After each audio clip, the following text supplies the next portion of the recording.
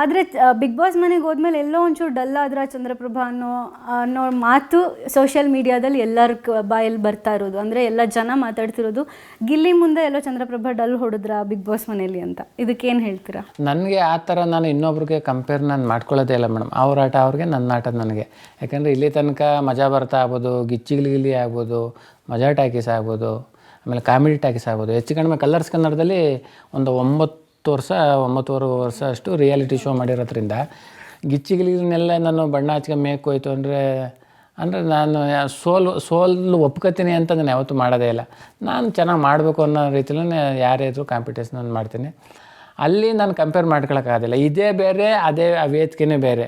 ಏಕೆಂದರೆ big boss ಅಂದ ತಕ್ಷಣ ಅದೊಂಥರ ವ್ಯಕ್ತಿತ್ವದ ಆಟ. ನಾವು ಇಲ್ಲಿ ಹೊರಗಡೆ ಹೇಗೆ ನಾವು ಇರ್ತೀವಿ, ನಮ್ಮ ಸ್ವಭಾವ ಹೇಗಿರ್ತೀವಿ, ಯಾವ ರೀತಿ ಇರ್ತೀವಿ, ಅಲ್ಲೂ ಅದೇ ಥರ ಇರೋ ಥರ.